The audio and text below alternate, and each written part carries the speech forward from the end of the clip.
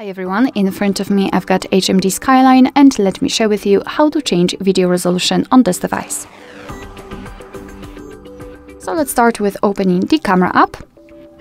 Currently we are in the standard photo mode, so first of all switch to the video one. Just tap on the video and if you can see the red color inside the shutter button, it means that for sure you're on the video mode.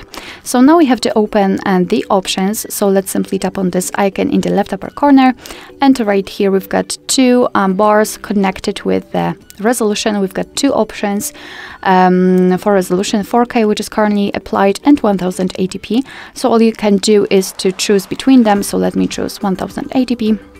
And thanks to it, we've got the additional option for frames per second activated, let's say.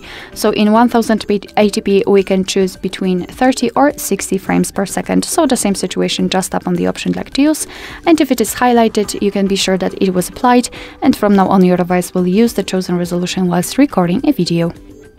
Alright, so that will be all. Thank you so much for watching. I hope that this video was helpful, and if it was, please hit the subscribe button and leave the thumbs up.